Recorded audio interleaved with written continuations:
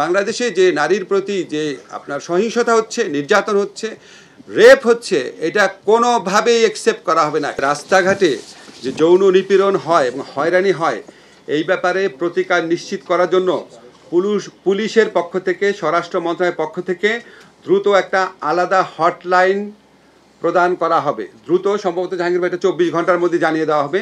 রাস্তাঘাটে যে কোনো ঘটনা ঘটলে সেই হটলাইনে 24 ঘন্টা চালু থাকবে, কমপ্লেইন দেওয়া যাবে এবং এটা তদারকি করার জন্য একটা ডেডিকেটেড স্বরাষ্ট্র মন্ত্রণালয়ের একটা ডেডিকেটেড সেল থাকবে।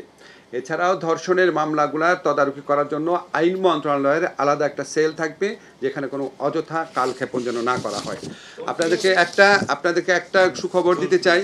আপনারা যাবেন, টোল ফ্রি করা হবে, নিশ্চয়ই জাহাঙ্গীর ভাই, টোল ফ্রি করা হবে। Thank you.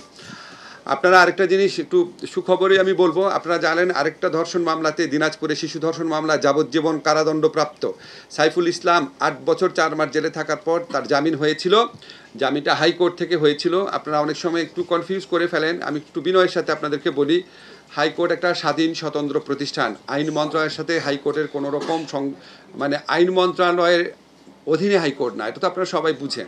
তো হাইকোর্টে যখন জামিনের আদেশটা হয়েছে, সাথে সাথে আমাদের যা করণীয় ছিল, আইন মন্ত্রণালয়ের মাধ্যমে আমরা অ্যাটর্নি জেনারেল অফিসকে বলেছি এই জামিনের বিরুদ্ধে আপিল আদালতে দাঁড়াতে। একদিন পর, জামিনের আদেশের পরদিনই আমাদের অ্যাটর্নি জেনারেল অফিস আপিলের ডিভিশনে দাঁড়িয়েছে। আজকে আপনাদেরকে একটা সুসংবাদ দিতে পারি, হাইকোর্টের যে জামিন আদেশটা, সেটা আপিল বিভাগ সেটা বাতিল করে দিয়েছে।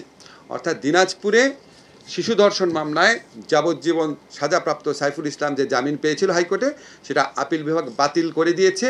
এরকম অন্য যে কোনো ক্ষেত্রে আপনাদেরকে জেনারেলি জানিয়ে রাখি, যখনই উচ্চ আদালতে এরকম জামিনের ঘটনা ঘটে, সেটা সন্ত্রাসী হোক, জঙ্গি হোক বা ধর্ষণকারী হোক, আমরা অ্যাটর্নি জেনারেল অফিসের মাধ্যমে এটার বিরুদ্ধে আপিলের ডিভিশনে যাই। আমাদের যেটা করার সেটা আমরা সম্পূর্ণভাবে করি।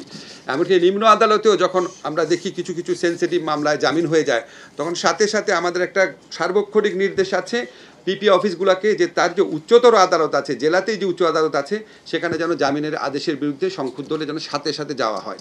কন্টিনিউয়াসলি আমরা এটা মনিটর করি।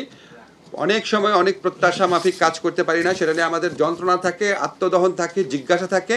এবং আপনাদের শুধু একটা জিনিস বলে দেই, বাংলাদেশে যে নারীর প্রতি যে আপনার সহিংসতা হচ্ছে, নির্যাতন হচ্ছে, রেপ হচ্ছে, এটা কোনোভাবেই অ্যাকসেপ্ট করা হবে না। এই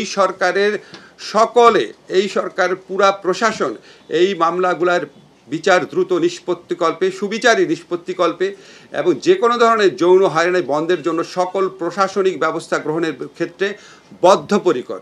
এখানে কোনো রকম সন্দেহের অবকাশ নাই।